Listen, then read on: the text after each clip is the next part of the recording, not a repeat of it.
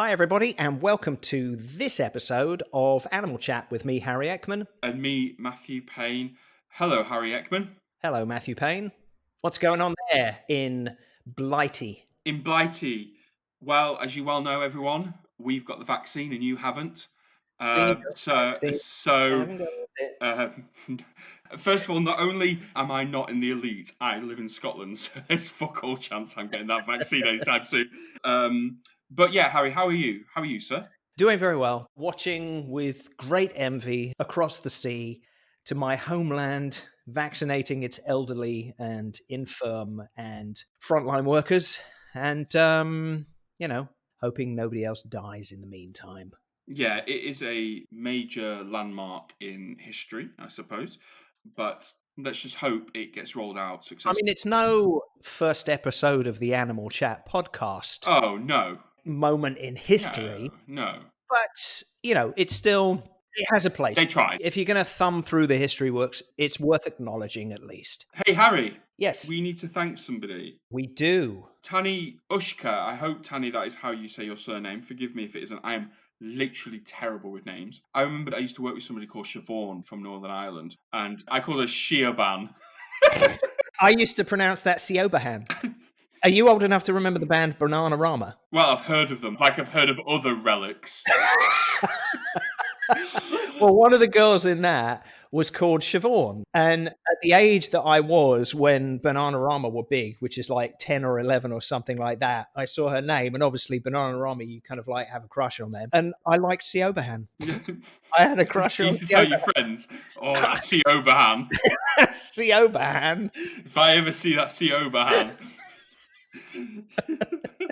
Oh, God. Who was your crush though when you were growing up before we thanked Tani? Olivia Newton-John. Good call. Yeah. I mean, I didn't objectify women, so but there you go.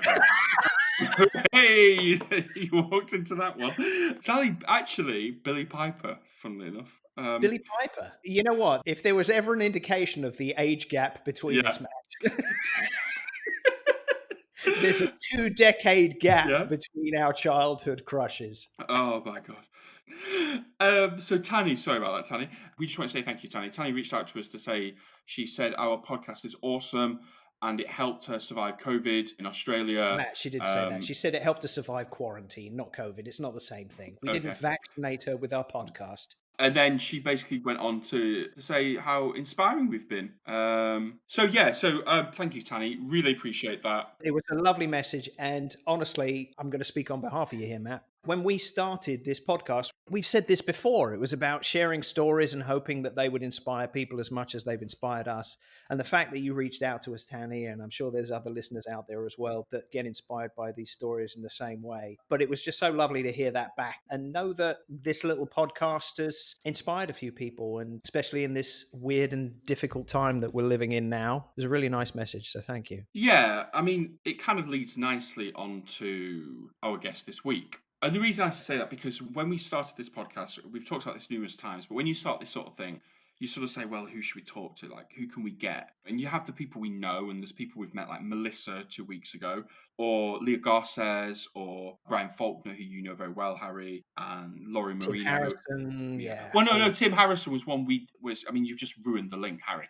But Tim Harrison, we also had people who we didn't work with, like Tim Harrison, who were kind of like, we've got to go and ask them. And that was also the thing for like Paul Watson, for David Meach, for these people who Harry and I really just wanted to talk to, but we'd never met. And this week's guest is one of those people. Now, so if you work in the dog industry and you're listening to this, you know how excited I will be speaking to today's guest. This is the sort of person that within the dog world, people absolutely love because she's so well respected. And it's Lassie, isn't it? We're interviewing Lassie.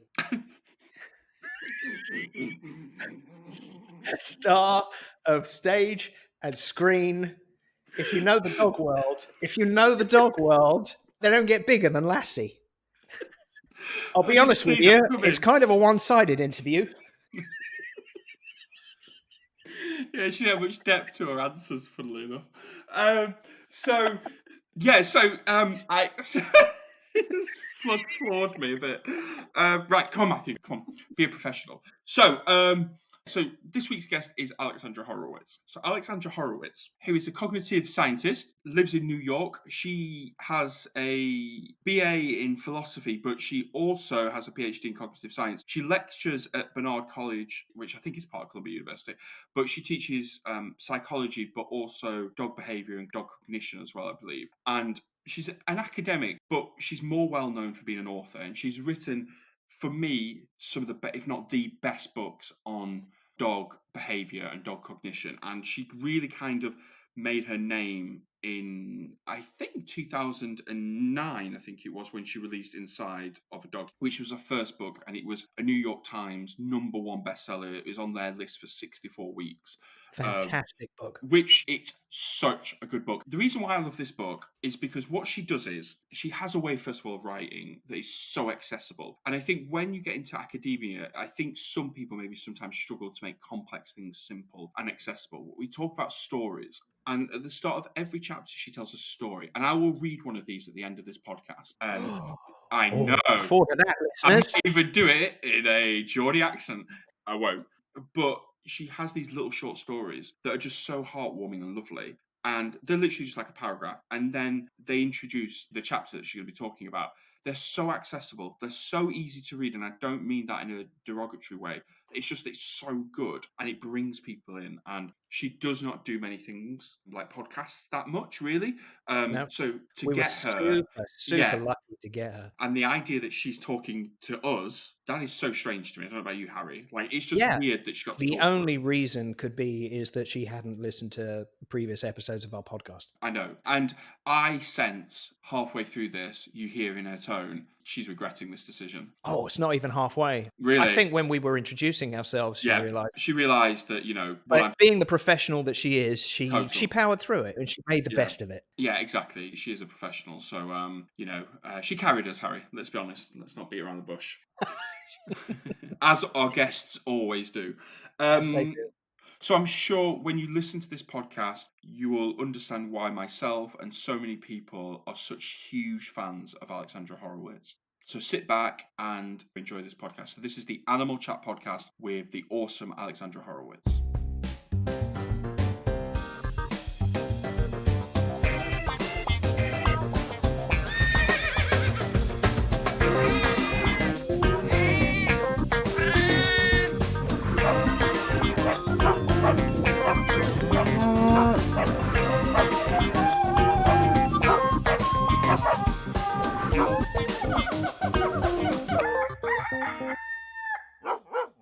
One thing I thought that might be quite a nice start is to thank you personally for bringing into my dog walks. I've got a very lazy Labrador and a very adrenaline junkie Cocker Spaniel. And the things of my walks tend to be quite hectic. Things getting rolled in, eaten, jumped in, splashed. But the one thing that you brought into my dog walks I wanted to thank you for was the smell walk.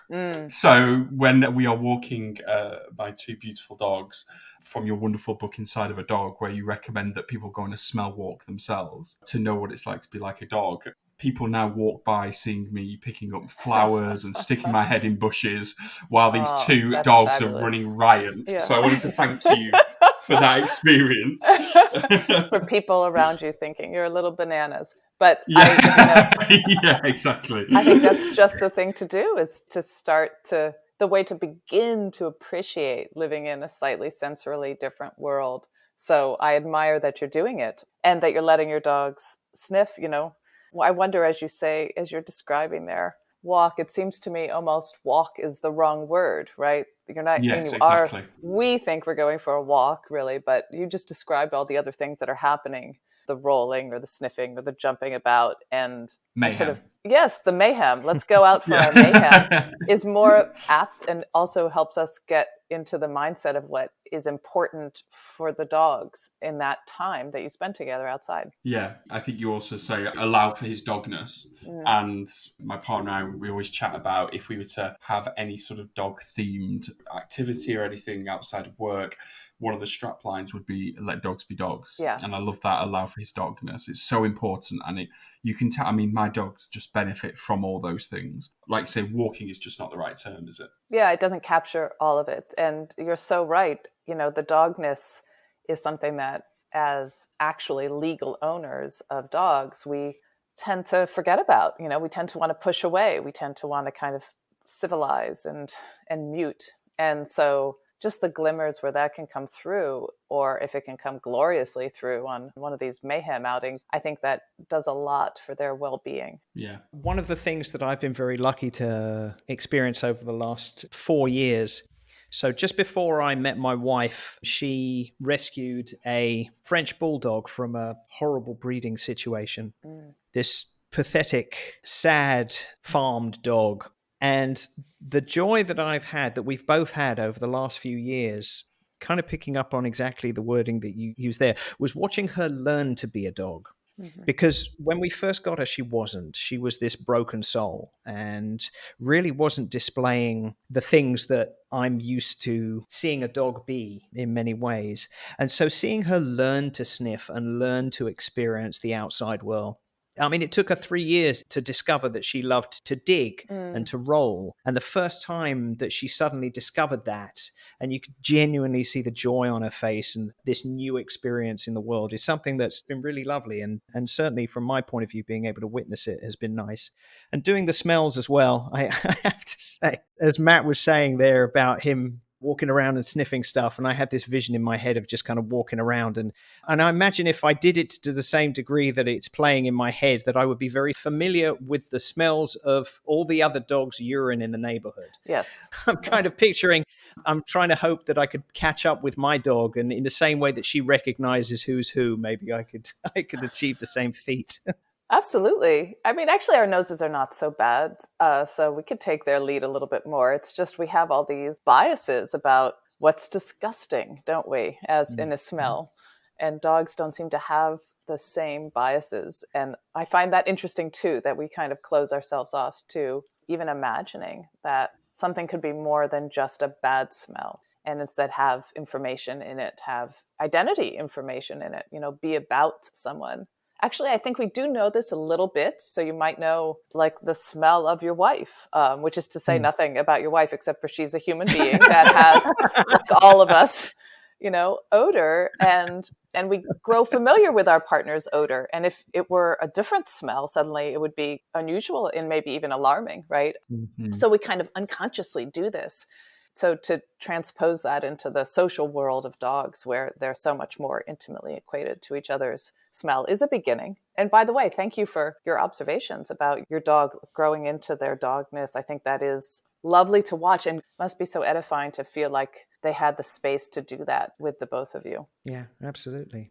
For people that may be not familiar with this idea of the world through the senses of a dog, and obviously their olfactory senses are their primary one. What does that world look like for a dog? For somebody that is kind of new to this and suddenly thinking, wow, I never quite realized that that was so important to a dog. What does that world actually look like from a dog's point of view? Right. I mean, first of all, it's a very big question and something I'm still trying to answer, but your way of asking even kind of starts us off, doesn't it? What does it look like? So we're visual creatures. And as we open our eyes in the morning, the world is there. We see it. It just appears in front of us, and we don't even imagine that it is in any other way, right? It just is like that. But certainly dogs' vision is fine. But I think that when they open their eyes and nose in the morning, they're smelling the room. They're smelling what it looks like. And that room will be drawn in a very different way. Light and odors work differently to reach our eyes and nose. So light just instantly appears, and the room is there in all its glory. Odors appear more intermittently. They might appear on a air current coming in from the other room, or coming up from the baseboard, or from under the door, or from in through the window. Odors might be resting on the ground. Something that happened, or someone who was there hours before will leave an odor trace. So the smells of the room are not just instantly continuously there, like the sights of the room. And so you can imagine that a dog waking into that slightly parallel sensory universe needs to be a little more active to see the room than a visual creature. They'll start sniffing about. They have to start to investigate things. My dogs don't greet me across the room with a hello. They come up and sniff me right in the face in the morning. And I think that's how I am there for them. That's how they see me in the morning. So you begin to redraw these things we see visually as much more fluid and not all one unified image. Then you start to see into the dog's world of smell a little bit more. One of a tip that I've stolen from you, Alexandra, is the not bathing your dog every day. Not that I did that, but not trying to leave them without a bath for maybe getting them to smell like a dog for as long as you can stand it, I think you say. Just while we're on the idea of smelling and stuff, I thought it'd be a good point to bring this up. Just for those, again, like Harry said, who are not too familiar with this, why is that so important for dogs? Well, the dog's identity is in their smell, really. And so we all will have noticed that the dog's behavior after a bath is to usually roll around in something, which kind of gets that smell off of them, because whatever agent we're putting on, is it, a coconut lavender shampoo, is a kind of extra additive that does a bit of work to conceal their actual smell. And their identity when they go and interact with other dogs has to do with who they are via smell. So I think they don't want that mask. They don't want that cover. And we do them a little bit of a benefit by not making them take it off every time. I don't actually know what's wrong with the smell of dogs, frankly. I think that it's a lovely smell. Yeah. I mean, and it's what it is. I mean, it's an honest smell. And so I enjoy it. Is that weird? I think it's mostly that I've started to imagine smells as just information about the world rather than having to have a valence, rather than having to be something delicious to eat or delicious to smell or something horrible. I don't think you need to worry, Alexandra, after he wants to smell other people's urine anecdote. No, it wasn't other people's urine, Matt. Listen, Harry, you said it now. It's out there. It was other dogs' urine. It wasn't other people's urine. That's a whole different podcast and a different conversation. I don't know what podcast that is, but yeah, exactly. Oh, goodness, yeah.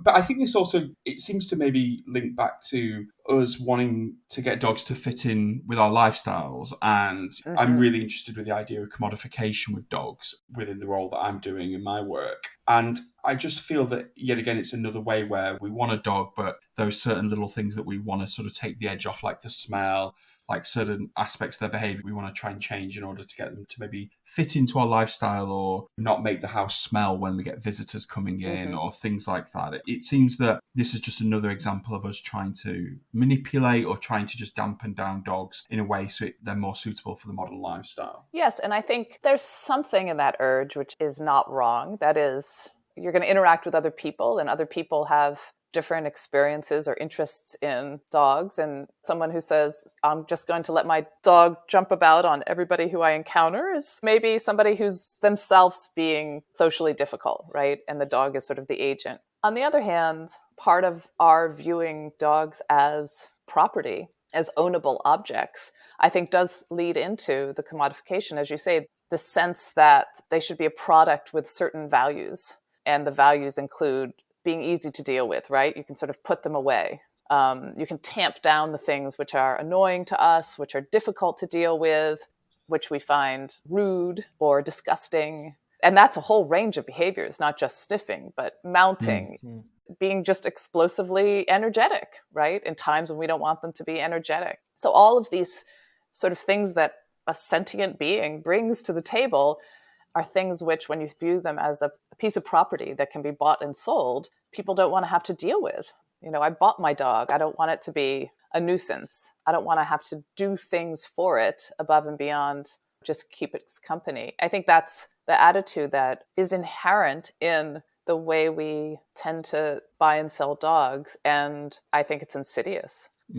I think it's really interesting you mentioned that, Alexandra, because I'm doing some research on this at the moment. And in the UK, there's a real issue with, well, I don't know if I can describe it as an issue, actually. It's just a reality that when people acquire a dog, particularly a specific breed of dog, they have an anticipated idea of what they want their relationship to be with that dog. It's sort of like a perceived image of running through the hills with a dog, or, like sort of this romantic vision. And actually, when they get a dog, in particular, some of the more demanding breeds that aren't going to fit into certain lifestyles, that causes so much emotional distress for both the owner and the dog. And that people in the end up coping and changing their lifestyle slightly in order to try in their heads cope with the behaviors that the dog starts to exhibit. And people don't tend to realize that you can modify a dog's behavior. They tend to think that training is very much sit, something for puppies, sit, all those sort of, give me a paw. When actually people have a lot of behaviors they wish to change in their dog, but they actually would rather cope with it rather than actually ask for help when it particularly doesn't end up becoming the ideal dog that they'd wanted it to be. Mm-hmm. But I think you also point to the fact that this notion of the ideal dog, or whatever the expectation was that they were coming to the relationship with, is misconstrued, right? And exactly. There really has to be a lot more education and understanding about the whole life cycle of dogs and who they are as beings before you embark on that relationship, where you have a very dependent animal on one side of the relationship. And then on the other side of the relationship, you have this animal who has unrealistic expectations. And just to start like that seems to me difficult, especially, with breed standards suggesting that it's in standards, but also just in the literature about breeds, that dogs are going to be reliable in certain behavioral ways. You get a certain kind of dog and you have a dog who's good with children, something like that. And so then you imagine that this dog is going to immediately understand the nature of erratic, bizarre, very touchy children and not have any reaction except for pleasure to it. And that's unrealistic. So it does a disservice to characterize breeds as being reliable in that way, as though you're buying a new car and can add the specs that you want. I want a sports car, or that can run with me, or I want just an easygoing station wagon where everybody can just jump on that dog, and then the dog is undisturbed. There is no dog like that. That's a conceit. Where do you think this? You used an interesting word there that I was thinking about before: expectation. And it seems to me that certainly in the last couple of generations, if you think back to when I was a kid and before, I used to watch, Lassie films and things like that. And the perception of a dog then in a less urbanized environment, it wasn't unusual for dogs to actually be more doggy. It's the lovely story of the dog that then walks into town and goes to the butcher shop and interacts with people and picks up a sausage and all this kind of stuff. And that was a very romanticized view of a dog, but there wasn't anything seen as wrong with that at the time because that's how dogs were. And in some parts of the world, that's how dogs still are. But that expectation of dogs has changed, certainly in Western societies, so that there is more of an expectation. There is more of a checkbox of what you want the dog to do and what you don't want the dog to do, because it's happened in a fairly short period of time. Where do you think that's come from? Actually, now that you mention it, I do think that it's evolved coincident with, and maybe as a result of, their being ever more folded into our family, right? They're becoming not just additions to the family, right? But members of the family, which most people who own dogs appear to think their dogs are, right? Members of the family. When you're folded into the family that deeply, not a dog who you put outside or keep outside, who has their own life, who you love, but who is at some level a visitor to your daily life, to the minutiae of your daily life, you're not as concerned about that. But when they folded into the family, then you have the expectations that you have of other people in your family, which is, that they all behave in a civilized way, take each other into account, the types of things which persons take many years to learn to do and many years of schooling to be socialized into human society. And so I think maybe it comes from that. So it's a kind of accidental result of what is, I think, usually a very good move for the species, which is that we love them so much, we care for them so much, that they're as dear to us as other people in our family. I think that it brought to me a question that when I mentioned to colleagues that you were coming on, a really good friend and a colleague of mine called Maria, she works with me in the department, there was a question she really wanted to ask you.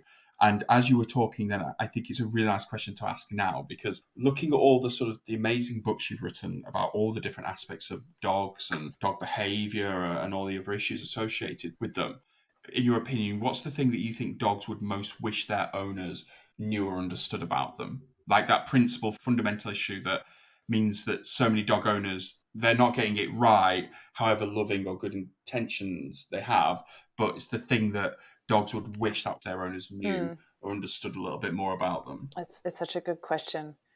It's a good question, isn't it? That's why I thought I'd answer it. Usually Maria comes out with absolute rubbish. She's useless, but that was actually quite a good question.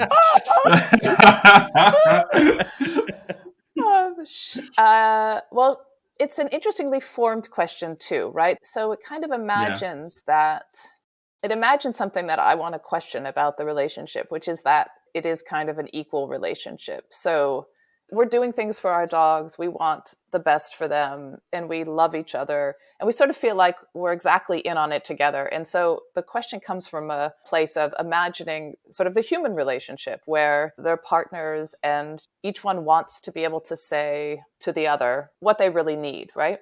I just want to bracket that a little bit and just notice that it comes from that position. I can try to answer it in that position, but I wonder if that's really the way it is actually, or is it that they're very reduced in the relationship, frankly, compared to our status in the relationship. And they aren't really even in a position to ask us what they need because we're so dominant in every aspect of their life. We're so controlling in every aspect of their life. So just to bracket that. But to get to the actual very nice question, I mean, I think it might have to do with smelling, certainly, not suppressing all the smells in the world for them, right? Our smells, disallowing them to smell, finding it rude if they sniff deeply into another dog's fur, disallowing that, suppressing that, I think is something that most people really don't get. But also just the varieties of communications that are happening all the time from dogs to us. We sort of think of them as silent, except for when they're very much not, right? We're annoyed at their vocalizations, right? People are mostly annoyed at their vocalizations, which are just communications of various sorts. And then there are all these other communications happening all the time to us that kind of go unresponded to, right? It might just be an appeal to have some attention or to go for a walk or to sit closer or just to tell us that something else is going on or that they don't want to be touched or that they're hungry or, they're constantly making little gestures to us and we mostly ignore them. It might be a gesture like my dog coming up and just looking at me while I'm sitting here talking to the two of you. And I might look at him, but whatever his communication was, I don't think it was nothing, but we can kind of go about our days ignoring it and thinking, if it gets to be a big thing, if he really needs to go outside or he really needs attention, then I'll deal with him. But why not deal with all these other subtle little conversations, just this kind of chatting with each other and checking in with each other that we do with other people in our household? I think that might be something they'd want us to know about. Absolutely. Yeah, I agree totally. And I think, unfortunately, like I said, I've got a Cocker Spaniel on Red Bull who anything, she has to be in your face screaming at you, telling you what's going on. I wish she was a little bit more, I wish I could ignore her. Let's just say that. But I wonder about that a little bit, Matt, because usually, there are, of course, highly amped up dogs, but there's often something that precedes it. And maybe it's just very slight, right? But there's the moment between sleep and Red Bull. There's at least a moment there. Yeah. And in that moment might be like some gestures that, in a way, you don't have to deal. That's the time you feel like, okay, I get a break from the demands or the excitement or whatever it is. But actually, that might be the moment when you can respond to their subtle requests, right? That they're more, and maybe there's a way to open up that space a little bit more. So that's what I feel like. We only notice their communications when they're big. They're loud, they're barking, they're, my dog comes in and suddenly he's jumping on me. That's when I start listening. But why didn't I start listening when he just came over and looked at me? Because that's when he started telling me something, right? Yeah. So you got that directly from Alexandra Horowitz, Matt. You're a terrible dog owner. I say, the invoice is on the way. No. £9,000 for that one piece of advice. We all knew it. We all suspected it. But now it's absolutely incontrovertible. My Cocker Spaniel always interrupts every single Zoom meeting. Honestly, Zoom with her is a nightmare. The other day, I sort of left my chair with Zoom on with a colleague. I went to go answer the door. I got a delivery. and she jumped up on the chair, but she's got very spiky sort of blonde hair. And all I could hear my boss say is, as soon as she saw my screen, was, why is there a toupee on that screen? Because she just saw this sort of spiky blonde hair sticking up. But every single meeting she destroys. She just. But I'm gonna be watching now, Alexandra. After that, not many people get that sort of advice. So I'm gonna, Oh my goodness! Yeah. No, I mean she's telling you that, not me. Follow her. Yeah. That actually makes me think of something else, because what Matt said before about when he told his colleagues that he was speaking to you, and I've done the same thing and got the same response from people I've told, is that you are somebody that is very much looked at as one of the experts in this area, somebody that people admire and respect hugely. And from your point of view, you've been very influential to a lot of people. Who were the people that influenced you? Where did your journey in this come from? Who were the people that inspired you down this route, and who you look back on in the same way that I imagine many people look at you at? It's interesting to imagine being in that position, actually, because I still feel like I know so little about dogs. I'm always still learning myself. So, but maybe that's always the case. I can think of a number of people who influenced me. The very first one I think of is somebody who didn't study dogs at all, but who was a kind of cognitive scientist and was interested in, and this is why I think if I've had some influence, it's because of this, who's taking a science and also making it readable and unusual. And that was Oliver Sacks, somebody who I had the chance to know a little bit for a few years before his death. And I had just loved the way he brought a science to a broader audience and his ruminations on it. And it was his personality that infused the science and made it something to be fascinated in. And so I feel like at some level, he was a mentor in thinking about how can I use the science of dogs and how can I almost reconfigure the science of dogs to make it something that fascinates me and would fascinate others in a new way. So there's him. And then within the dog world, I wouldn't have gotten started with dogs if there hadn't been Mark Bekoff, who, biologist who studied all sorts of different species, wolf, coyote, domestic dogs, play behavior. And when I was doing my dissertation work, or wanted to do dissertation work in play, and realized that I was going to start looking at dogs, because I came with the concept first and the subject species second, I went to him and said, can you help me see dogs, observe dog behavior? And he did. And also was part of my thinking about how behavior is connected to these sophisticated cognitive states. And that's what got me studying dogs. And, so he wasn't studying dogs in the same way then that I am now, but were it not for him a little bit showing me how to see, I don't think I'd be as good at seeing them and then observing them and then writing about them and communicating about their worlds. Are there any other scientists right now that you really are inspired by, or whose research you're really keeping a close eye on? There's so many, actually. I mean, the field, if we just talk within dog cognition, which I guess is my real field, I'm very moved by the people interested in cognition as it relates to welfare and well-being. And so, you have in the UK, you have Nicola Rooney and John Bradshaw, who have been doing this for a long time. But they're always coming up with something new. It's always worth reading whatever new thing they've written. And I love that. I'm very interested in the people doing genetics, Lucy Escher and Eleanor Carlson. And so that's an entirely different way of looking at dog behavior, but to get a fuller understanding of who the dog is, that's very fascinating.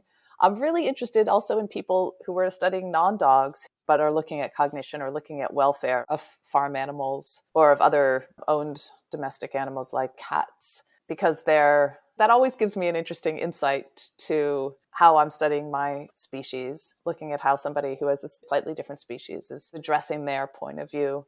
Then there are people in applied animal welfare who I think are just so sharp. I have a colleague and friend at NYU, Becca Franks, who is interested in fish welfare. And that's very inspiring. And it's just eye-opening to see people from different disciplines, slightly different disciplines or slightly different subjects, dealing with some of the same issues. And it inspires my work. So you're inspired by somebody who used to work with cats but now works with dogs. Is that what you're basically saying, Alexandra?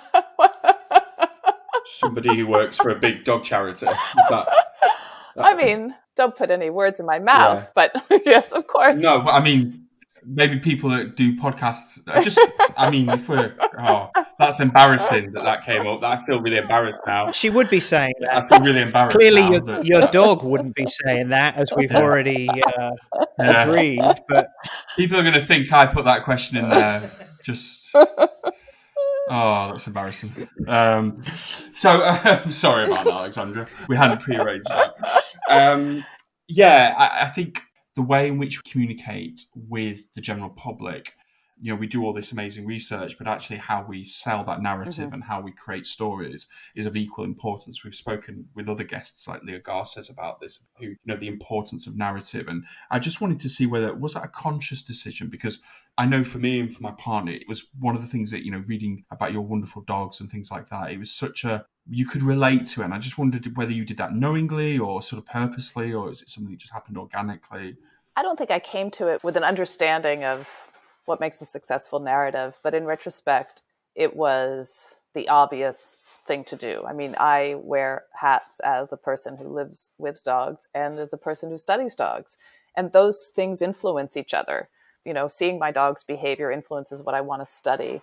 What I study and what I find influences how I deal with my dogs and what I see in them. So they're interwoven. They couldn't be extracted. It would be an artificial thing to just write about one without the other. So I think that comes naturally. And I do think you're right. It can be a very successful narrative structure because other people want some way into the material. And why are people reading the book? Because they have relationships with their own animals, and that's their way into it. So if we can connect on that, then I can pull people further into the narrative and be more interested in the science, which maybe they thought just isn't relevant to them or doesn't apply, or they haven't thought about it. They haven't sat down for a long time and thought about it creatively about how it applies in their life. So it makes sense. I think it was successful in retrospect, but it wasn't planned. It's just what comes out, right? When I start talking or writing about dogs. You mentioned something just before, Alexandra, about the people that influenced you, and you mentioned people like Becca Franks. On the last season of the podcast, we had Laurie Marino on, who was studying cognition in dolphins and cetaceans. And I was curious as to your thought, because it was one of the things that we discussed with her as well, because I know that you've talked about the idea of dogs having a sort of autobiographical view of the world in some degrees. And taking that a step further, from the research that you've done and your observations, picking up on Laurie's work of self-awareness, is that something that you see demonstrable in dogs? What level are they self-aware in the way that we might perceive it or understand it? I think that their self-awareness is wrought in smell, right? So it is a little bit different. I mean, hence getting back to that bathing your dog all the time question. They're wearing their identity and their smell sort of as we recognize ourselves visually. This might seem like a superficial understanding of oneself, right? If I never saw myself in the mirror again, I would still kind of have a sense of self, right? But it is an example of where we see the sense of self manifest. When I look in the mirror and I make adjustments to my hair or get that spot of something off my face, I'm acknowledging that I'm myself moving through time and I should look a certain way. I think they are as well, but just with smell. And so I did get to study that a little bit to see if they noticed when their smell had been changed. And they did seem to notice that, even though they're not as focused as we are with their image in the mirror. When they get a kind of smell image of themselves, they notice when something's changed. So that's an acknowledgement that, I should smell a certain way. I have smelled a certain way over time, and this is different. And that interests me, or I need to investigate that more, or I'm worried about that. Now, is it a full autobiography that's brought out of this self-awareness? Not per se, but to have an autobiography, you do have to have a sense of oneself moving through time and, all sorts of actually very normal behavior that lots of people who live with dogs would recognize is evidence of their kind of remembering their own experience over time. Going to find the bone that they've hid away in a particular place last season, something like that, is this sense of self, sense of their own story and remembering a place in their past. And maybe even having planned in the past to go and find it in the future, right? So that's a self over time. And I think you see lots of examples of that in ordinary behavior fewer in the lab. There haven't been as many tests in the lab in mine or others. For whatever reason, the kind of autobiographical memory hasn't been as well tested in dogs. It's tricky to test, but I have no doubt that it's there. I think a really important question for us to ask you, Alexandra, would be about that small thing that's happened called COVID. Here in the UK, we've seen quite a large increase in the adoption of or the purchase of puppies, and also with people spending more time at home now. And we know the research in the UK with dog bites increase when kids tend, the weekends or in the summer holidays. And there's all these other sort of issues that are happening or potential problems in the future with this whole change of environment almost through COVID.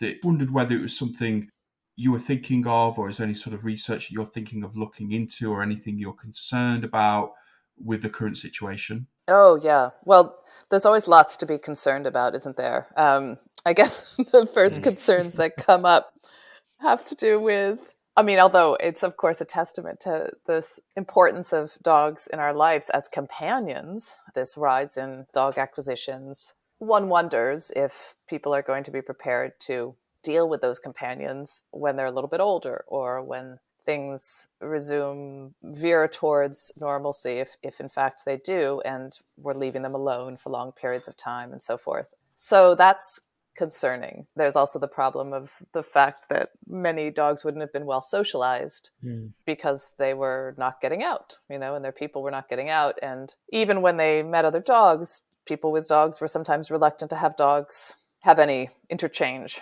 for fear that they were vectors, or just out of generalized concern of being in proximity with other people. But that socialization is so, so important for young dogs. And if they didn't get that, then we're going to see a lot of problems later on at whatever level socialization among humans normally resumes. So there's some concerns where, as it happens, I also added another puppy to our family in this time. So I feel like I was implicated in the wash of acquisitions because we have two older dogs, Finnegan and Upton, and had been interested in adding some younger energy to the family. But I'd never met a dog from the very early days. So I'd been following litters to try to know a dog from their birth, basically. Especially tricky because I was interested in a mixed breed dog. I love mutts. And that's hard to catch, right? You just have to find a dog that's gone and had their own mating arranged and find the mother when she's giving birth. So we adopted a dog at 10 weeks who I'd known since she was very little. And she went through a lot of these things that I imagine people who are less invested in thinking about dogs went through with their dogs. And it's tricky. I feel like there's going to be a rush of relinquishments and kind of misbehavior onto the dogs, right? As a response to their perceived misbehavior. So it's all in my head. In my lab, we're thinking about, where we just study own dog behavior, but we're doing everything remotely. We're thinking about how we can play with some of the current situation to get more owners involved in our studies. We can now, since our studies are all remote, we can talk to people in lots of different countries and try to get some cross-cultural information about different cultural dog behaviors. And that's kind of an interesting upside for us as researchers, where usually I have to, have a dog come into the lab or observe a dog in the parks. But we're still working out what we're going to study there. So those were a lot of thoughts and maybe not coherent. Maybe this is where you could do the editing to make it We'll interject a couple of appropriate questions so that there's three distinct answers there. Very good. Thank you. But you actually brought up a really interesting point there that I wanted to follow up on because it's quite related to the work that I do. So the work that I do with dogs is very much roaming dogs. They could be owned roaming, or they could be street dogs, they could be community dogs, but it's very much the places where it's less about ownership other than people in communities that just allow their dogs to roam, and more about the general community attitude towards dogs and the problems that are associated with that. And one of the things that we do a lot in the work that I do is very much trying to find dog population management solutions that work alongside a community so that there's community ownership. So all of the issues that people have maybe with a perceived overpopulation of these roaming dogs, wherever they've come from, whether they're seen as a nuisance or a danger, or in many places they're just seen as part of the fabric of the community and they're not even paid that much attention. They're just there. But when we're trying to work with communities where it's been identified as an issue for whatever reason, from your perspective, when we talk about people being dog owners, there's an investment there. Like, people are hopefully interested in their dogs, in their behavior, understanding them better. And the benefit for that is, if you understand your dog better, then, you can build that relationship. But for these communities where these dogs are just there and present, how would you imagine engaging with a community so that they could see the value of the dogs that are there in a way that they aren't just seen as a nuisance, that they are kind of seen as a positive, as a benefit, as a good thing, as part of the community? That's a really fascinating question, and I think a tricky one to answer. My perspective would be that even if people aren't owning dogs, depending on the community, there probably are a lot of people who are invested in some way, right? The dog is part of the day. Maybe it's just the dog as a backdrop to village life. Maybe it's that they feed the dog, or they expect to see dogs at certain time of day as the dogs go through the course of their days. So there's some sort of reliance on or counting on the dog in their life. And so there is a little bit of daily investment in the presence of these dogs, right? And there might be a relationship there. And so that makes me think more about how we have a relationship with proximate wildlife. And for wildlife, I think the trick is usually to be labeled as wildlife whose life we can admire, right? Versus pests who are intruders, basically just wildlife that is interfering in our mind with our lives in some way. So if they can get on the kind of wildlife side of that spectrum, essentially, right? Just the way that I enjoy the migrating birds that pass through. I mean, I could view them as a nuisance, right? Because they're messy or they attract other animals, and maybe I don't want those other animals. But there's a great beauty in watching and being a part of their daily life, right? Even as they go about their life, not under my control, not under my constant supervision. So to me, it would be a sort of reimagining them as a special kind of wildlife, maybe, who you get to see during the day, who you get to interact with. I totally get what you're saying. And I couldn't agree more. And it's a conversation I had recently with somebody. So one of the other areas that I work in is cat welfare as well, and doing trap, neuter, release projects. One of the things that I love the most about doing that is to be able to be out there and observe colonies of cats and observe their behavior and see almost, I mean, it always occurred to me that people will travel for thousands of miles and go on safari and watch lions and see them as, a wild animal, and you're observing their behavior. And yet you could see very many of the same behaviors just by observing a colony of feral or semi-feral cats. And so transferring that onto dogs as well, I think absolutely. If we were to reposition our perception of these kinds of dogs and see them in that way, I think that would be incredibly beneficial. I mean, I think that's so right, Harry. The way I entered into studying dogs was by just observing the behavior of dogs at play with each other. And although these were all owned dogs who were brought to dog parks or beaches or places where dogs could interact, and I was often one of those people, my dog accompanied me, so I didn't just seem like the creepy outsider videotaping other dogs' behavior. We trust you.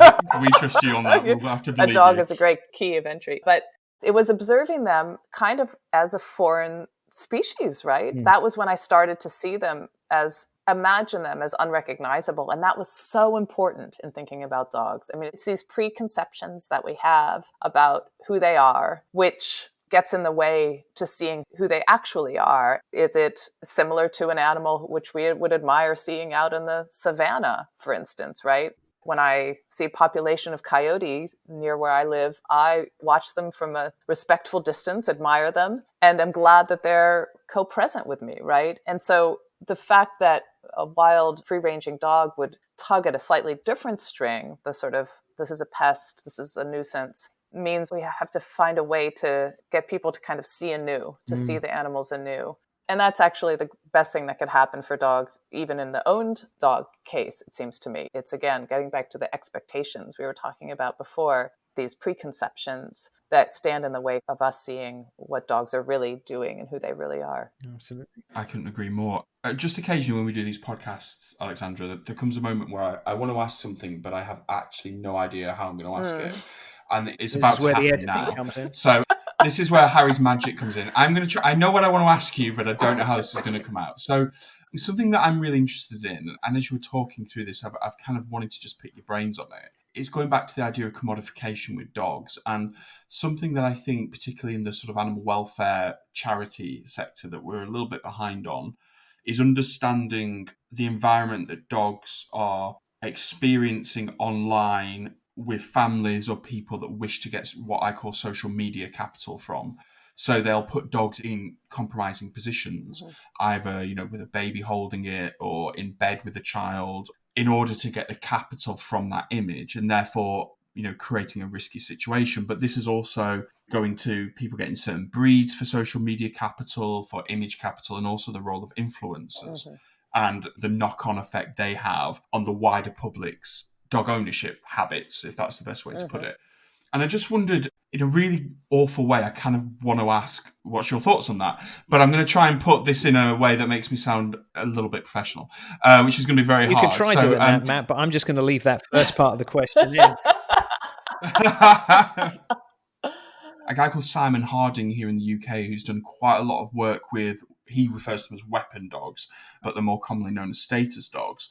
He talks about this and the way they're treated, how some dogs are swapped in some communities for shoes or for a computer game. They're treated as a commodity. And it did get me thinking that often we speak disparagingly about those communities, and there's a little bit of class. It's more of an issue in the UK, but a sort of, they tend to be more working class, so therefore we stigmatize the way they own a dog. But actually, I think when we look at social media and the way in which people treat and use dogs, and Harry and I spoke about this on a podcast a couple of weeks ago, with videos with kids hugging dogs and people sharing them online because they're cute, but the dog is clearly stressed, and that's going to potentially lead to an accident. I just wanted to sort of see how you felt about that in terms of the role of commodification, but particularly social media, and I will stop talking now. I think I got the question, even though you didn't know how to ask it, but, I empathize because I never know how I'm going to answer a question, right? So we'll just see what comes out. I very much feel that it's destructive. Every time someone shows an image of a dog being hugged by a baby to share how wonderful their dog is, or their baby is, or their lifestyle is, or the dog-human bond is, I absolutely cringe. And one could think that just this positive exposure for dogs, right? People feeling good about dogs and thus wanting to share them in their Halloween costumes or with sunglasses and a sun umbrella, just sitting by the pool, that at some level that's just showing that they care about their dogs. But I feel like it entirely misses the boat with dogs, and further perpetuates these images, gets these images into our heads that in a very contagious way. So it's really dangerous because, one sees one golden retriever being hugged by a baby, one assumes that my golden retriever could be hugged by a baby. And of course, then we see the rash of golden retriever biting baby in the face incidents. I think there are two ways to kind of address that. One is head on, I'll take Shutterstock photos of sweet, ostensibly sweet images and kind of try to say what's really going on there, and instead push forward my image of the dog's reality in those situations and hope that that is contagious in the same way. And the other is actually just to step back from those and just plunder ahead with my perspective and not address them and not be constantly talking about the evils of putting your dog in a costume and so forth. Because I think the thing that's appealing to people about that is that it's very pleasurable, right? Maybe they even get monetary satisfaction from it, but they at least get personal satisfaction from this feeling that they got this like really cute object that they can appendage that they can go around with in costume. And I find dogs hugely pleasurable as well, just in an entirely different way. So better for me to push forward with my dogness of dogs image. And I think it is contagious when you put that forward, right? I mean, that's what my books are. If they've had influence, it's because that is also contagious and it doesn't have to be anti the other. So I'm torn between which approach to take. I will point out, though, that so that I don't sound like I'm entirely immodest, that I also rely on an owned dog population. I didn't buy my dogs, but I own them. I exist in the same reality as all these other people who are treating dogs differently than I want them to be treated. And I often stop and think about that and reflect upon how I get to live with dogs, because dogs are things which we can own and do with as we want. And what does that mean for the message that I put forward? What would it be like if it were different? If really the change that needs to happen is not that people don't put their dogs in costumes, but that we don't own dogs. What if that were the change? I mean, so I want to keep my eye on that as well. I think that's really interesting. I think from a behavioural science point of view, I think there's so many options. I tend to agree with you when you were saying, I think there just needs to be a little bit of nudging or a little bit of supporting people, empowering them, enabling them, or however you want to word it, in terms of an intervention that, they're going to want to share images of their dogs to get some sort of reward or status from Instagram. They're going to do it because that's the nature of things like Instagram. It's just getting them maybe to do it in a way that doesn't compromise both the dog's welfare or the welfare potential injury to their child or themselves. But it's an exceptionally complex thing. And I think sometimes I feel maybe in the UK we could do a little bit of a better job of that, just being at least part of that conversation. Whereas it seems to be so far away from the rehoming adoption sort of approach. But one question I really wanted to ask you, what's the thing that surprised you most about dogs throughout your career? I think in general, how little I knew about them, even while I was living with dogs. Ultimately, I think it's a testament to their kind of flexibility, that one can be completely naive about dogs and still have a long-term relationship with them. And yet, I'm still finding things to unpack about my dogs. I mean, how long have I been looking at them? How hard have my dogs been looked at? Very hard. And yet I still am learning about them. So I think that is surprising. And then all the things that you find, right, are surprising as well. The things along the way, the seeing time in smelling time, essentially, the ways our anthropomorphisms really fall flat. Those things have surprised me. But I think overall, it's just my level of ignorance starting out with dogs as a person who just lived with dogs as a normal person, and how much I hadn't seen them and how much there still is to see. One of the things that, for me, every time I take my dog out, and Matt and I, we've talked about this before, one of the things I love most about having a dog is when you see a dog go out and roll and sniff and dig and experience the world in the way that only a dog can, there is such a profound sense of joy in seeing that absolute, pure, in the moment enjoyment of the world. And it doesn't matter how many times I see it or do it. That's one of the things that I love the most. Do you still, in all the work that you do and the levels of understanding that you now have, is that still something very present for you, that sense of joy of dogs that they bring? Oh, yes. Oh, yeah. Just, I mean, of course, they're my own dogs, and just the pleasure of seeing them in the morning. They're the first people I talk to in the morning. Just, I'm happy to see them all the days. But also dogs I don't know, seeing dogs, especially off-leash dogs, running around, doing their thing. It moves me, right? That is my happy place, essentially, watching other dogs, being able to engage on their own terms. Yeah, I love that. I love that. And my own dogs, just seeing the breadth of their behavior from sort of being very close and intimate and snuggling with us to going bonkers, running zoomies around each other. Each of those, or even just catching, a smell on the breeze and pursuing it, as one of my dogs will do. Seeing their normal behavior is totally delightful. It's just very edifying. Yeah. I always describe it that my dogs bring joy into my life. When you're walking and the Labrador's rolling in poo, or he decides to jump in something, and then my Cocker Spaniel wiggles its bum at people. So like, if people come, she goes to ground because she knows you can't possibly drag her in public.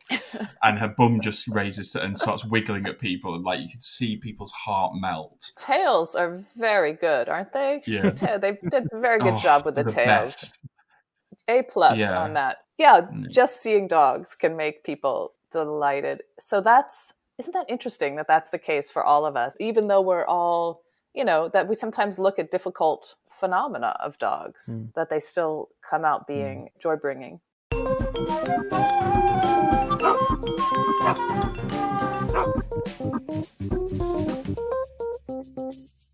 So that was the Animal Chat podcast with the awesome human being that is Alexandra Horowitz. Fantastic. Fantastic. She was, you know what? We were talking about people who work with dogs and how respected she is. But even if you're kind of new to dogs or dog behavior or dog cognition, her books are just some of the best out there, aren't they? Yeah. Some of the absolute best examples of knowing about dogs, understanding dogs, being able to see the world from a dog's perspective. And like you said at the beginning, just such a brilliant read. And she was so good to talk to. Yeah, from the podcast, hopefully you'll get that she's got such an engaging personality, and I think what makes her such an incredible writer is her ability to translate that into her writing, which is not easy to do, I think.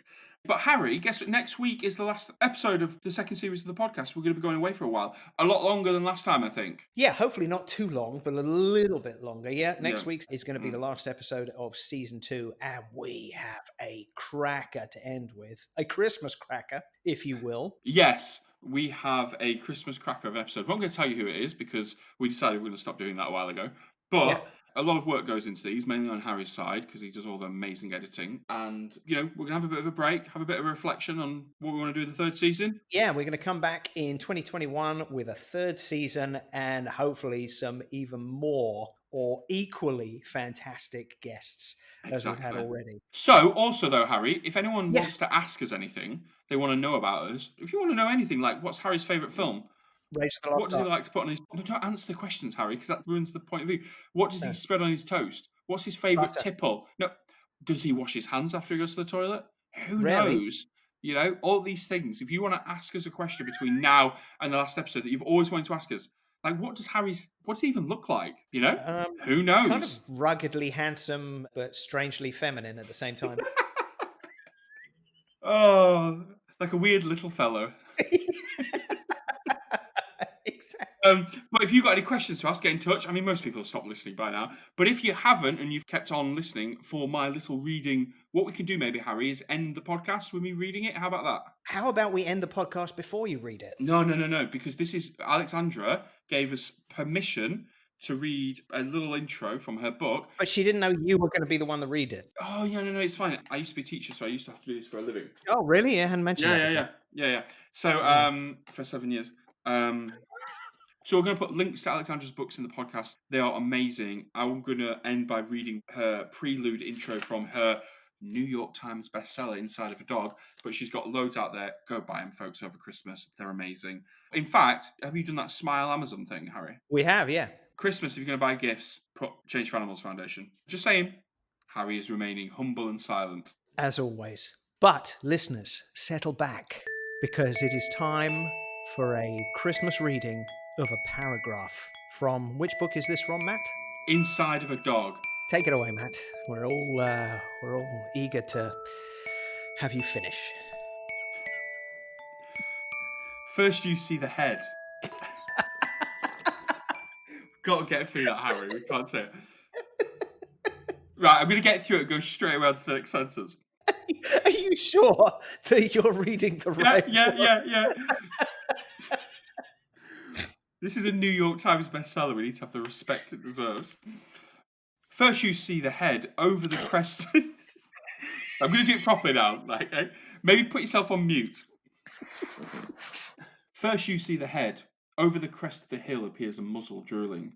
It is, as yet, not visibly attached to anything. A limb jangles into view, followed in unhasty succession by a second, third, and fourth, bearing 140 pounds of body between them. The wolfhound, 3 feet at his shoulder and 5 feet to his tail, spies the long-haired chihuahua, half a dog high, hidden in the grass, between her owner's feet. The chihuahua is 6 pounds, each of them trembling.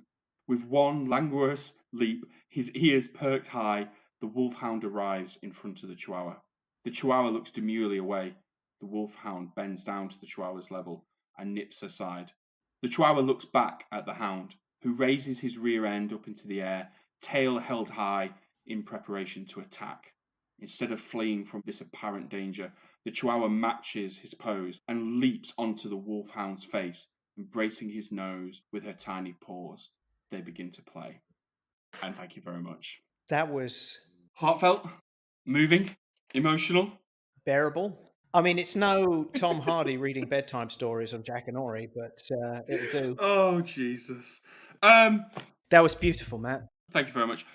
Next week, the last episode, tune in. Tune in, and thank you for listening to this episode. Thank you for listening to all the episodes. Don't forget to like, subscribe, listen, share, and all that business. But in the meantime, have a good week, and see you on the next episode. Bye, everyone.